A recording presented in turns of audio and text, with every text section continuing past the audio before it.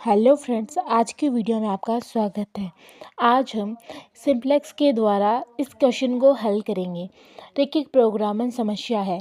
इसे हल करने के लिए सबसे पहले हमारे पास ये जो मिनिमम में दिया हुआ है, हमें इसे मैक्सिमम में चेंज करना होगा।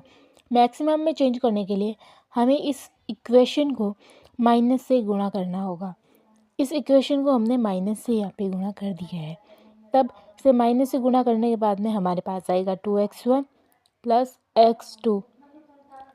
अब जो बाकी की इक्वेशन है हमें ऐसे की ऐसे लिख लिया। 3x1 प्लस 5x2 बराबर 15।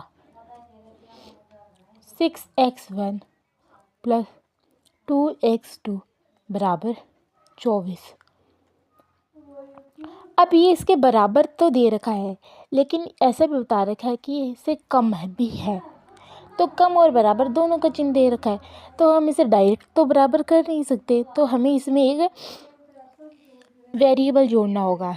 जो वेरिएबल हम जोड़ेंगे उसे हम स्लैक वेरिएबल बोलते हैं। तो इसमें हमने स्लैक वेरिएबल s1 जोड़ा है और इसमें हमने स्लैक वेरिएबल s2 जोड़ा है। s1 और s2 यहाँ पे नहीं है, तो हम इसे इसका ज़ीरो का मल्टीपल भी लिख सकते हैं। जिससे इसे ज़ीरो से मल्टीप्लाई करने पर ये फिर से ज़ीरो हो जाएगा। तो हमने लिख दिया 0s1 और 0s2। अब हमें टेबल बनाना है। टेबल बनाने के लिए सबसे पहले हमें लिखना है CJ CB XB। XB में जितने भी हमारे पास वेरिएबल है वो हमें लिखने हैं। हमारे पास 4 वेरिएबल है, x1 x2 2 वेरिएबल वो हैं जो हमने जोड़े हैं, यानी स्लैक वेरिएबल, वो भी हमने लिख लिए। अब सबसे पहले जो हमें लाइन लिखनी है इस वाले में, वो हमारे पास में आएगी मैक्सिमम जेड से। मैक्सिमम जेड से आएगी ये लाइन हमारे पास में। 2x1 प्लस 1 0 और 0, ये लाइन हमारे पास में आई है यहाँ से। अब ये तो जो दूसरी लाइन है ये हमारे पास में आएगी इस इक्वेशन से। इस इक्वेशन से आएगी जो दूसरी इक्वेशन है दूसरे नंबर की, 3 5 1। अब s1 का मल्टीपल तो 1 है हमारे पास में, पर s2 तो है ही नहीं, तो इसका मल्टीपल 0 मान लिया तो 0। अब दूसरी टर्म्स हैं वो हमारे पास इस इक्वेशन से आएंगे। 6 2। अब यहाँ पे s1 नहीं है तो हमने s1 को 0 मान लिया, s2 है तो इसको हमने 1 मान लिया। ये b हमारा है ना, तो ये इक्वेशन का यहाँ पे 15 और 24 है, ये वाला हमारे पास बनेगा b। और जो यहाँ पे s1 और s2 की कोष्ठ जो मैक्सिमम वाले में हमने लिखी है 0s1 और 0s2, तो यहाँ पे चलेगी हमारे पास 0 0। अब हमें क्वेश्चन को आगे करना है। क्वेश्चन को आगे करने के लिए हमें सबसे पहले निकालना होगा ZJ।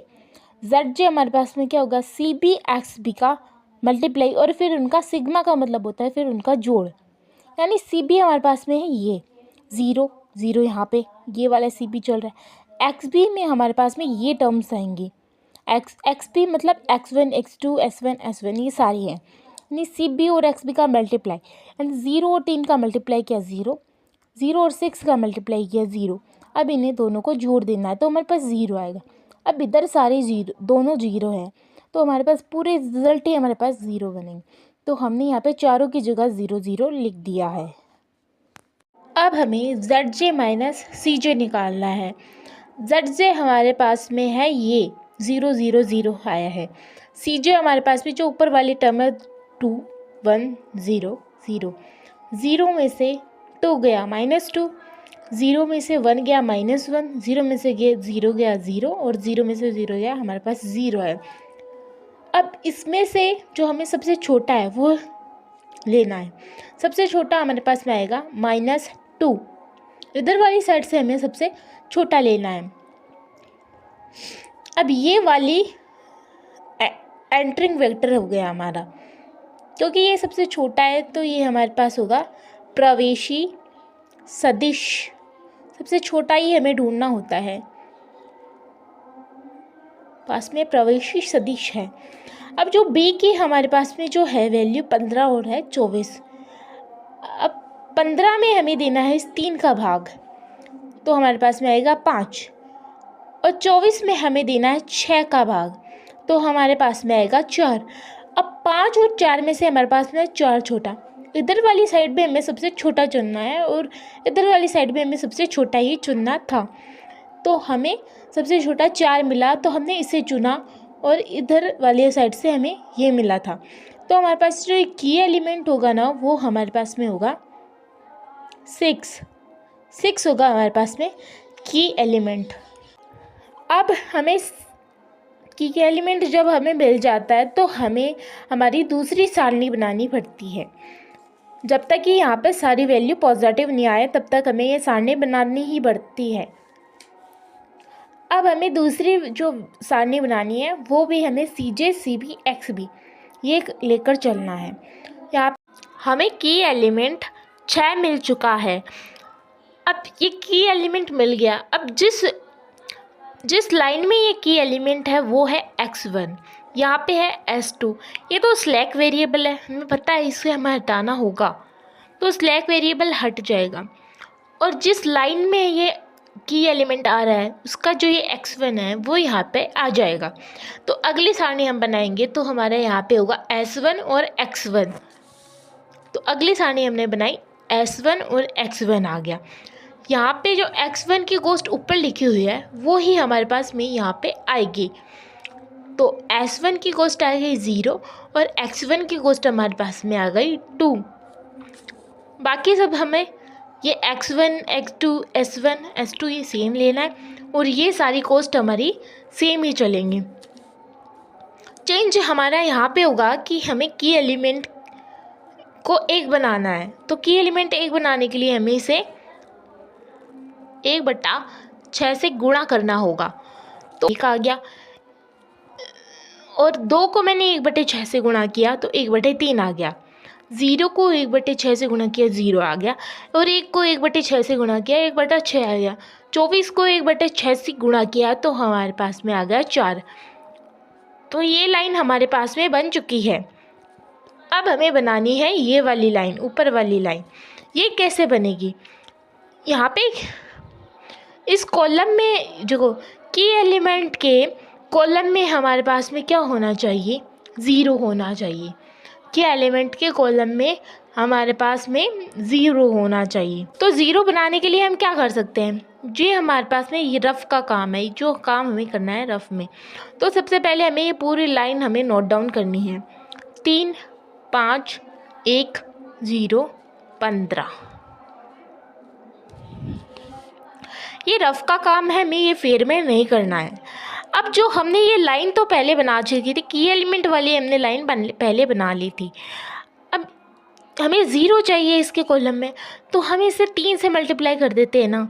एक को हमने अगर 3 से मल्टीप्लाई कर दिया तो ये इस पूरी इक्वेशन को हमें 3 से मल्टीप्लाई कर देना है। अगर हमने इस पूरी इक्वेशन को 3 से मल्टीप्लाई कर दिया तो ये यहाँ पे 3 हो जाएगा और 3 - 3 हमारे पास में 0 मिल जाएगा हमें। तो ये 3 और यहाँ पे 1/, यहाँ पर भी 3 से मल्टीप्लाई होगा तो हमारे पास में आएगा 1। यहाँ पे भी 3 से मल्टीप्लाई होगा तो हमारे पास में आएगा 0। यहाँ पे भी 3 से मल्टीप्लाई होगा हमारे पास में आएगा -½ और यहाँ पे भी 3 से मल्टीप्लाई होगा तो हमारे पास में आएगा 12। तो जो रिज़ल्ट हमारे पास में आएगा 0 4 1 -½ और 3। तो जो रिज़ल्ट हमें मिला वो हमें ऐसे का ऐसा इस लाइन में हमें उतार देना है। इस लाइन में हमें ये रिज़ल्ट उतार देना है। समझ में आया कि हमने कैसे निकाला? सबसे पहले मैंने ये पूरी लाइन लिख दी और फिर जो ये लाइन है जो हमने न्यू बनाई थी, इसको की एलिमेंट को 1 करके उसे हमें जितना चाहिए, यहाँ पे 3 था, हमें 3 बनाना था तो मैंने 3 से मल्टीप्लाई कर दिया।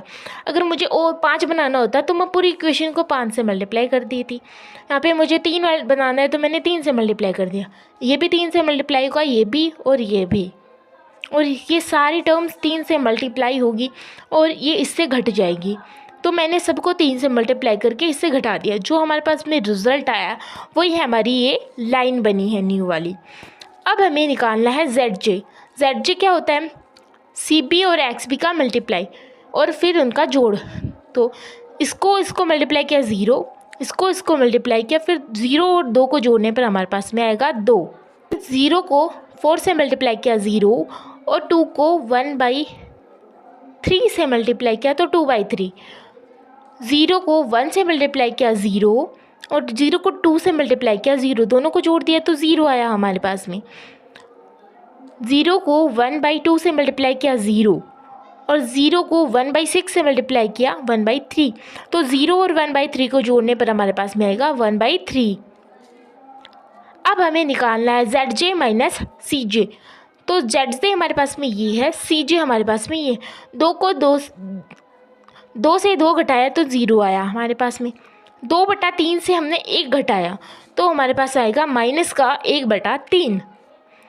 0 को से 0 घटाया तो 0 आएगा, और 1/3 से 0 घटाया तो 1/3 आएगा। अब ये नेगेटिव टर्म आ गई है, फिर एक और टेबल हमारी बनेगी। तो ये हमारा ही होगा एंटरिंग वेक्टर। सबसे कम ढूंढना है ना, प्रवेशी सदिश होगा ये हमारा। क्या होगा? प्रवेशी सदिश। ये हमारा प्रवेश करेगा, ये हमारा प्रवेश करेगा। अब हमें 4 का भाग देना है। ये जो B है ना, इसमें भाग देना है 4 का, तो 3/4 आएगा हमारे पास में। और इस 4 में भाग देना है A/3 का, तो 1/3 का भाग अगर हम देंगे तो ये मल्टीप्लाई में चला जाएगा इसके, और ये 12 हो जाएगा, तो ये तो बड़ा हो जाएगा। ये हमारे पास में होगा छोटा। तो जो हमारे की एलिमेंट है ना, वो हमारे पास बनेगा 4। अब इस 4 को हमें की एलिमेंट मानकर हमारा आंसर निकालना है। ये हमारे पास ये की एलिमेंट 4 हो चुका है। इस की एलिमेंट को हमें 1 बनाना पड़ेगा। 1 बनाने के लिए इस पूरी इक्वेशन को हमें 1/4 से मल्टीप्लाई करना होगा। तो 0 को 1/4 से मल्टीप्लाई किया तो हमारे पास में आ गया 0। 4 को 1/4 से मल्टीप्लाई किया तो 1 आ जाएगा, और 1 को 1/4 से मल्टीप्लाई किया तो 1 आ जाएगा, और -½ को 1/4 से मल्टीप्लाई किया तो आएगा हमारे पास माइनस का 1/8। 3 को 1/4 से मल्टीप्लाई किया तो हमारे पास आएगा 3/4। ये हमारे पास आ चुका है। अब हमें दूसरी वाली लाइन को लाना है। तो दूसरी वाली लाइन के लिए सबसे पहले हमें पता है कि मतलब की एलिमेंट के कॉलम में क्या होना चाहिए? 0 होना चाहिए। के एलिमेंट के कॉलम में 0 होना चाहिए। 1/3 को हमें 0 बनाना है, तो ये सबसे पहले हमें पूरी लाइन एक तरफ उतार लेनी है। ये रफ का काम है। 1, 1/3, 0, 1/6 और 4, इनसे माइनस करना है, मेरे को माइनस करना है।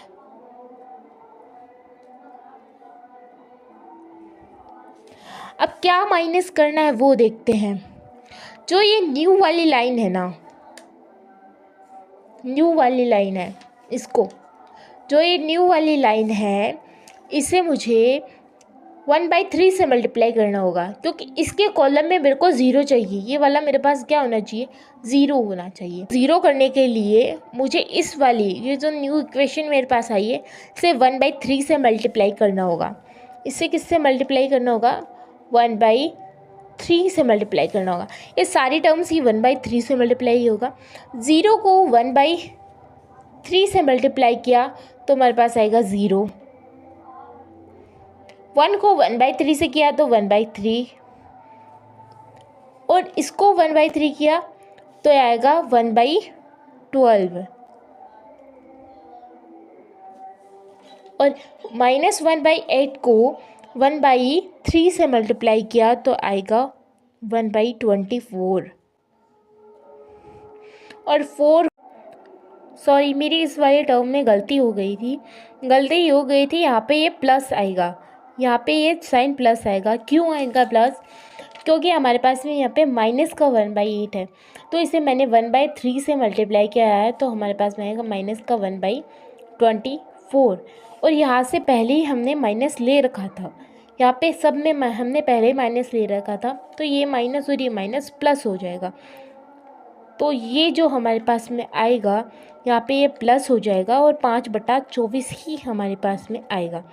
प्लस 1/4, तो 4 तो एलसीएम है 16 - 1 यानी 15/4 15/4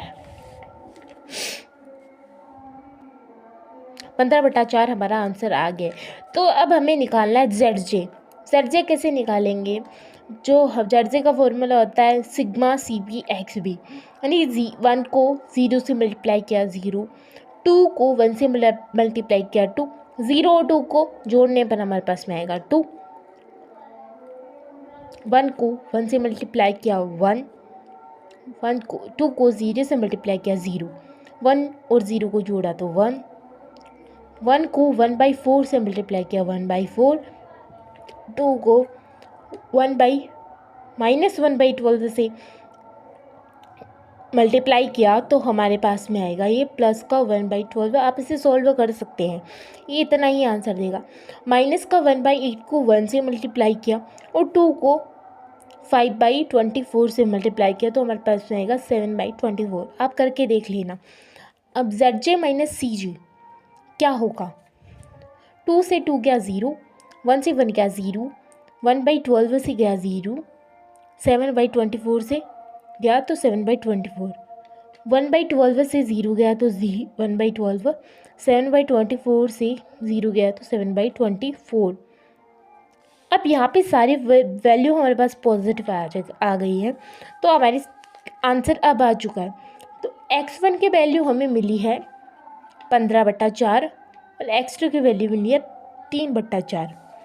अब इसकी वैल्यू हमें मैक्सिमम z जो हमें मिला था पहले 2x1 प्लस x2 था जो हमारा, वहाँ पे x1 और x2 की वैल्यू रखनी है, तो हमारे पास में आएगा